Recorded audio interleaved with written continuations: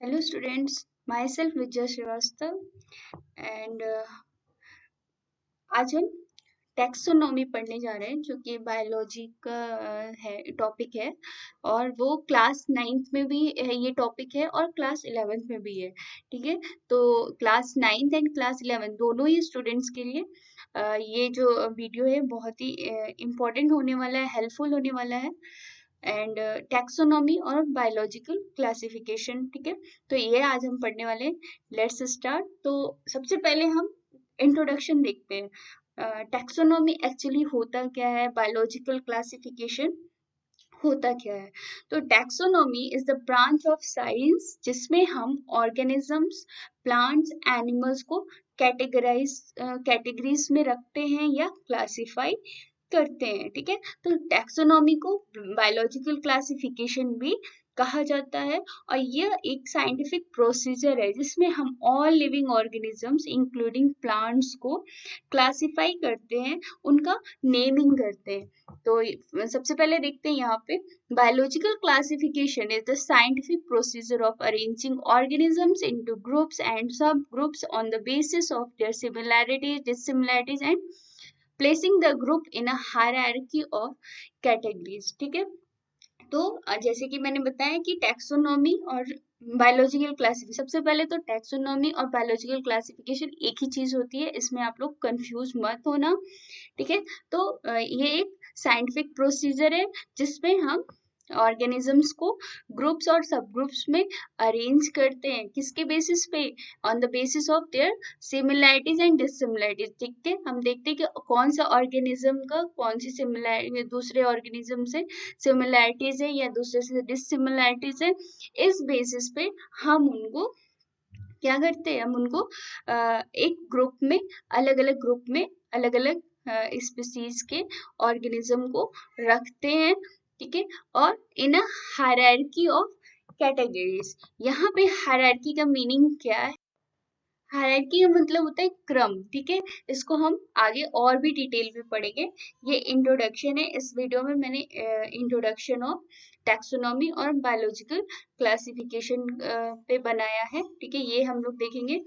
अब हम बात करते हैं कि ये जो बायोलॉजिकल क्लासिफिकेशन जो है, ठीक है, इस पे इसमें जो लिविंग ऑर्गेनिजम्स जो होता है, ठीक है, लिविंग ऑर्गेनिजम्स को हम इस तरीके से क्लासिफाई करते हैं on the basis of their behavioral, genetic and biochemical variations और similarities। ठीक है, तो यहाँ पे जैसे लिखा है similarities and dissimilarities, तो वो similarities and dissimilarities कौन कौन से हो सकते हैं, ऑर्गेनिज्म के behavioral हो सकते हैं, genetic हो सकते हैं, biochemical हो सकते हैं। ठीक है, तो इस बेसिस पे हम लिविंग ऑर्गेनिजम्स को अलग अलग ग्रुप्स में उनको क्लासिफाई करते हैं।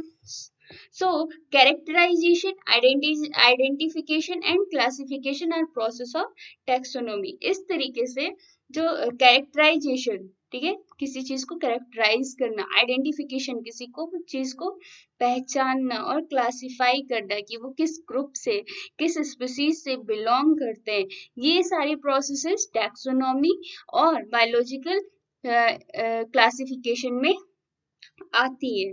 ठीक है, अब हम बात करते हैं कि सिमिलर ऑर्गेनिजम्स को एक कैटेगरीज में रखते हैं। ठीक है, बायोलॉजिकल क्लासिफिकेशन में सिमिलर ऑर्गेनिजम्स को एक कैटेगरीज में रखते हैं और फिर उनका क्लासिफिकेशन, जिसे हिंदी में वर्गीकरण कहते हैं, वो करते हैं।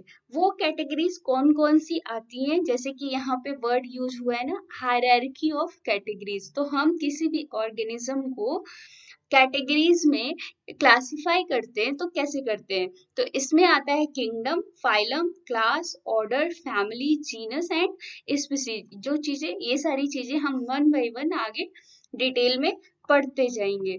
अब बात करते हैं कि जो टैक्सोनॉमी है, जो बायोलॉजिकल क्लासिफिकेशन है, ये आइडिया आया तो आया कहाँ से, तो जो कार्लस लिनियस थे, उनको फादर ऑफ टैक्सोनॉमी कहा जाता है। तो लिनियस ने भी बायोलॉजिकल क्लासिफिकेशन को डेवलप किया और इस तरह से आज तक ये प्रोसेस चलती आ रही है, जिसे टैक्सोनॉमी और बायोलॉजिकल क्लासिफिकेशन ऑफ ऑर्गेनिज्म कहते हैं। तो जो फादर ऑफ जो टैक्सोनॉमी थे, उन्होंने क्या किया, उन्होंने नेचर के और में जो लिविंग ऑर्गेनिज्म थे उनको एक क्रम में क्लासिफाई किया, जिसको बोलते हैं हायरार्की। ठीक है, हायरार्की क्रम, एक क्रम में उस सारे लिविंग ऑर्गेनिज्म को इंक्लूडिंग प्लांट्स को क्लासिफाई किया। होल यूनिवर्स को 3 ब्रॉड किंगडम्स में क्लासिफाई कर दिया। ठीक है, कौन कौन से किंगडम्स है, ये हम लोगों ने क्लास 9th में पढ़ा था, animal kingdom, plant kingdom and minerals. ठीक है, होल यूनिवर्स, यूनिवर्स में जितने भी लिविंग ऑर्गेनिज्म थे उनको animals, plant and mineral kingdom में क्लासिफाई कर दिया। And the this Linnaeus classification system ने वर्क भी किया। ठीक है, और ये जो लीनियस क्लासिफिकेशन जो है, आज भी वही प्रोसेस चलती है। आज भी हम जो किसी भी ऑर्गेनिज्म, लिविंग ऑर्गेनिज्म का क्लासिफिकेशन करते हैं तो हम लीनियस क्लासिफिकेशन सिस्टम के बेस पे ही करते हैं। ठीक है, अब हम देखते हैं कि ये जो हम क्लासिफिकेशन करते हैं ऑर्गेनिजम्स का, तो इसकी इम्पोर्टेंस क्या है। ठीक है, फर्स्ट क्या है, it is not possible to study every organism.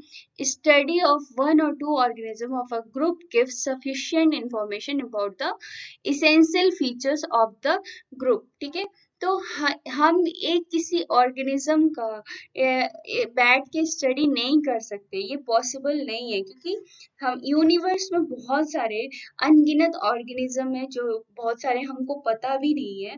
ठीक है, तो इनका जो क्लासिफिकेशन है या इनकी जो स्टडी करना हमारे लिए बहुत ही ज़्यादा मुश्किल है। तो इसको हम करने के लिए, ऑर्गेनिजम्स की स्टडी करने के लिए हम क्या करते हैं कि इसका क्लासिफिकेशन देखते हैं कि वो किस ग्रुप में बिलोंग करता है, किस किंगडम का है, किस फाइलम का है।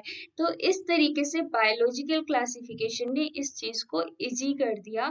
और किसी एक पर्टिकुलर ग्रुप है, जैसे एक ग्रुप में बहुत सारे ऑर्गेनिज्म है, तो उस ग्रुप में, एक पर्टिकुलर ग्रुप में जितने भी ऑर्गेनिज्म होंगे उनकी सिमिलैरिटी डिससिमिलैरिटी सेम होंगी। तो अगर हम किसी एक ग्रुप के फीचर्स को, इसेंशियल फीचर्स को समझ लेंगे, पढ़ लेंगे, तो हम उस ग्रुप के सारे ऑर्गेनिजम्स को समझ जाएंगे कि उनकी सिमिलैरिटीज क्या है, उनकी डिसिमिलैरिटीज क्या है, उनके फीचर्स क्या है। इस तरीके से जो बायोलॉजिकल क्लासिफिकेशन है, उसको, वो हमारे लिए हेल्पफुल रहता है to study a every organism of different types of organism. Second जो पॉइंट है हमारा, it helps in identification of new organism. So जो बायोलॉजिकल क्लासिफिकेशन के बेसिस पे जब हमने ऑर्गेनिज्म को ग्रुप्स में, एक हायरार्की कैटेगरीज में जब उनको हम स्पेसिफाई करते हैं, क्लासिफाई करते हैं, तो अगर कोई ऐसा ऑर्गेनिज्म होगा जो बाकी के ऑर्गेनिज्म से डिसिमिलर होगा, मतलब सेम नहीं होगा या उसके फीचर्स नहीं मिल रहे होंगे, तो इससे हमें क्या पता चलेगा कि ये कोई नया ऑर्गेनिज्म है, न्यू ऑर्गेनिज्म है, जो कि बाकी के ग्रुप के ऑर्गेनिज्म के साथ बिलोंग नहीं करता। तो इस तरीके से बायोलॉजिकल क्लासिफिकेशन हमको हेल्प करता है किसी नए ऑर्गेनिज्म की पहचान करने के लिए। ठीक है, थर्ड जो है, classification helps in knowing the relationship among different groups of organism. ठीक है, तो जो बायोलॉजिकल क्लासिफिकेशन जो है वो हमको मदद करता है कि किस तरीके से एक ग्रुप का जो ऑर्गेनिज्म है, ठीक है, जो एक ऑर्गेनिज्म किसी एक ग्रुप का है, वो दूसरे ग्रुप के ऑर्गेनिज्म से कैसे रिलेशनशिप रखता है, या कैसे दो ग्रुप, कोई दो डिफरेंट ग्रुप्स एक दूसरे से रिलेटेड है। ठीक है, तो ऑल मतलब सब चीज का एक ही मीनिंग है कि जो बायोलॉजिकल क्लासिफिकेशन है, उससे जो हमारा स्टडी ऑफ ऑर्गेनिज्म हो जाता है, वो बहुत ही ज़्यादा इजी हो जाता है। हम उसका ए टू जेड, ऑर्गेनिज्म का ए टू जेड समझ सकते हैं, इजीली समझ सकते हैं कि किस ग्रुप से है, किस फाइलम से है, किस स्पीसीज का है, और दूसरे ग्रुप के जो ऑर्गेनिज्म है उससे वो कैसे रिलेट कर पाता है। इस तरीके से बायोलॉजिकल क्लासिफिकेशन हमारे लिए हेल्पफुल हो जाता है। नेक्स्ट है, the organism of past can not be studied with a proper system of classification. तो इस पॉइंट का मीनिंग क्या है, तब और ऐसे ऑर्गेनिज्म जो हमारी भी लाइफ से पहले के थे, ठीक है, जो पहले के जो ऑर्गेनिज्म थे जिनकी स्टडी हम आज करते हैं, ठीक है, तो ये चीज पॉसिबल नहीं होती अगर ये proper system of classification of organism नहीं होता। तो हम जो पास्ट ऑर्गेनिज्म थे हमारी लाइफ से पहले भी, जिनको हम लोगों ने मतलब देखा नहीं है, जिनकी स्टडी आज हम करते हैं बट वो एग्जिस्ट नहीं करते हैं, ठीक है, तो ऐसे ऑर्गेनिज्म की स्टडी हम नहीं कर पाते, उनके बारे में हम नहीं जान पाते without proper system of classification. इस तरीके से जो हमारा बायोलॉजिकल क्लासिफिकेशन है वो बहुत ही ज़्यादा हेल्पफुल है in the study of every organism. और जो लीनियस थे, लीनियस जो फादर ऑफ टैक्सोनॉमी थे, उनका जो क्लासिफिकेशन सिस्टम था वो बहुत ही ज़्यादा पॉपुलर हुआ था, और वो ही सिस्टम आज भी कंटिन्यू हो रहा है। अब हम बात करते हैं कि क्लासिफिकेशन ऑफ ऑर्गेनिज्म। तो कैसे करते हैं हम किसी भी लिविंग ऑर्गेनिज्म की क्लासिफिकेशन कैसे करते हैं, ठीक है, तो ये 3 टाइप से होती है क्लासिफिकेशन जो और लिविंग ऑर्गेनिज्म का होता है, वो 3 टाइप से होता है। फर्स्ट है हमारा artificial system of classification, second है हमारा natural system of classification, and third है हमारा फाइलोजेनेटिक सिस्टम ऑफ क्लासिफिकेशन। ये तीनों क्लासिफिकेशन के बारे में हम डिटेल में नेक्स्ट वीडियो में पढ़ेंगे, ठीक है। इस वीडियो में इतना ही, ठीक है। आई होप आप लोगों को इतना समझ में आया होगा, इंट्रोडक्शन ऑफ टैक्सोनॉमी और बायोलॉजिकल क्लासिफिकेशन, और जो लिविंग ऑर्गेनिज्म जो होते हैं इंक्लूडिंग प्लांट्स, उनको 3 टाइप में क्लासिफिकेशन, 3 सिस्टम्स में क्लासिफाई किया गया है, जो कि हम लोग नेक्स्ट वीडियो में डिटेल में पढ़ेंगे, ठीक है। Thank you so much for watching.